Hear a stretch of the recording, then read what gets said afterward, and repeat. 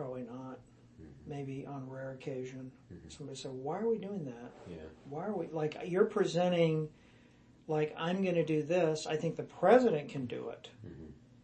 You know, the president can sort of question the foundation. Yeah. Like, wait a minute, why are we doing that? I don't want to do that. And he does that, I guess, some. Yeah.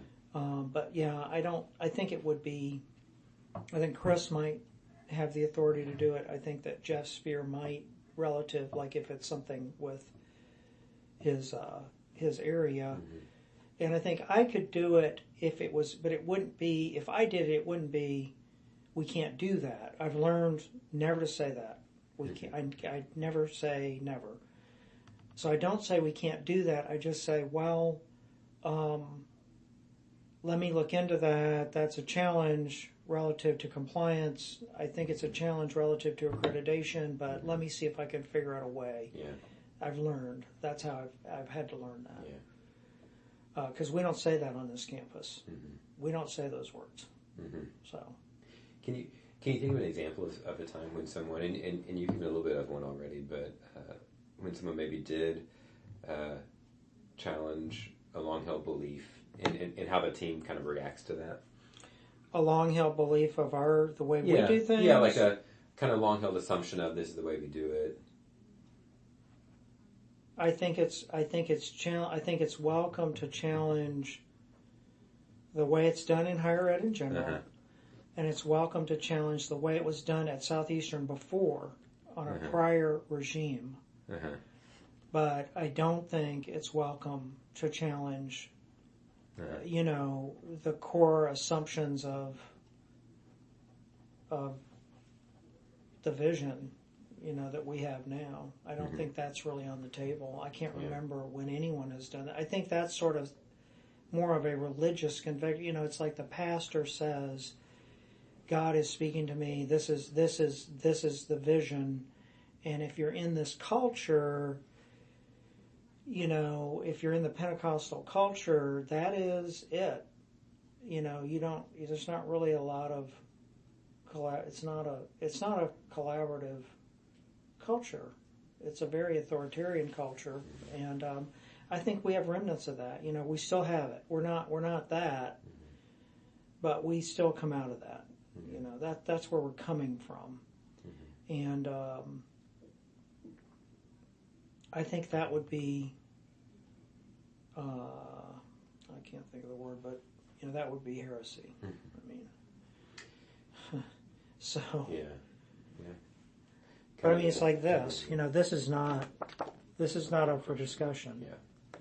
This is coming down from the mountain. Mm-hmm. So. Mm-hmm. And maybe this is related, but can you give me an example of maybe a concern that's obvious to people on the team but not discussed openly? Are there any? Well, again, I mean, we went through a whole, whatever this thing, John Cotter, I don't know, I don't get into it, but there's a norming, Yeah. You probably know about it. Yeah. And they all know it. I don't follow it. But anyway, in the storming phase, we had a guy come in for a year to kind of help us do what I think you're probably focusing on in your research, which was, how do you interact and how do your personalities connect and how do you he was from Seattle Pacific, I believe. You may know him. But anyway, he has a consulting thing. So he came in for a year. And we had sessions with him like once every 2 months for about a year. And what they talked about was, the thing I remember from that was trying to affirm one another, trying to celebrate one another's gifts and not the thing I specifically remember was not triangulating. And I'm one of these people that, I mean, if you tell me this is what we're doing, then I'm doing it. I'm like that. I'm the lieutenant. I'm like, hey, if you tell me this is what we're doing, this is what we're doing. Yeah. And so I brought 3 of them in. And I had 3 of the strong voices. 2 of them are still here. One is the guy that left. And I said, this is what you do, that bothers me. This is what you do that bothers me. This is what you do that bothers me. Mm-hmm. And I'm not triangulating. I'm just telling you. And they all said that they still talk about it to this day. They said, that was great. That was like, really, boy, you came way up in our estimation when you did that. So I think that we've worked on that, and I think that we, for as far as I know, I don't know what they do that in that way.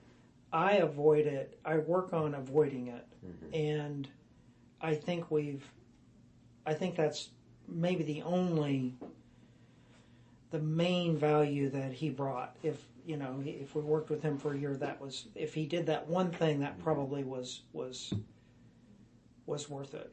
Mm-hmm. Even though to me the whole thing wasn't worth it, but if he did that one thing, maybe it was. So I think we avoid it, and I think we try to go to the person. At least it's what I would say. Me, I don't know what they do. I try to go to the person.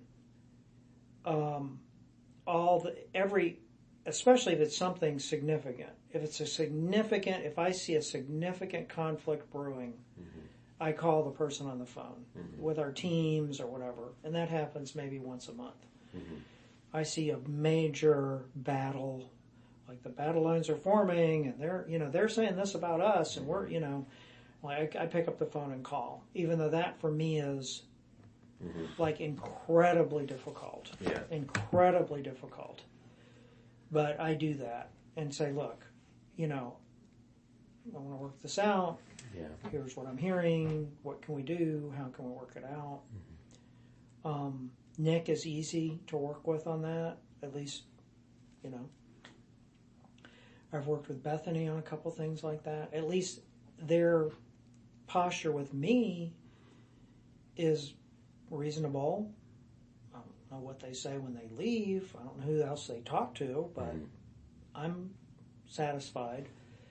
So I've just worked on that, and I can't know what's being said, because by doing that I would be triangulating, so I'm not going to go to anybody and say anything about anybody else, and try to work directly. And basically I try to deal with things that are really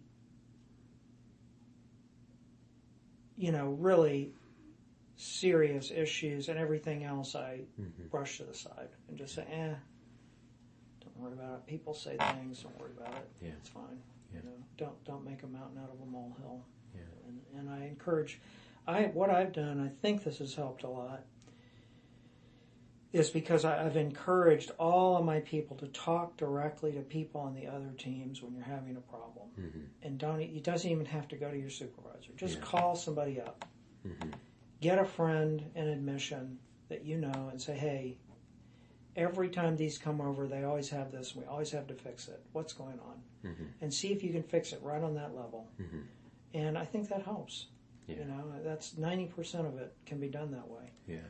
So, that's been my watchword, and that's what I've done is communicate, collaborate, coordinate, be cooperative, be helpful, always be willing to help, always be willing to support. That's what I tell my team all the time. We're here to support. We're here to support all the other departments on campus. We're here to help you. And I think we have pretty good communication. And there's been a lot of really, really good work that's been done. With admission especially. They have a marketing team. They think they have an IT department. They built their own system with nobody knowing about it. It's been a long journey.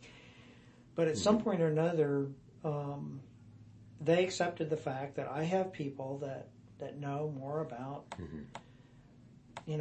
building databases and software than they do, and that they, we could work together. And I think the communication has improved dramatically. And it's better, really. It's going to be way better if they're just talking to each other. If the IT team and the marketing team are talking to each other, and they develop a relationship, than me having to go to Roy and talk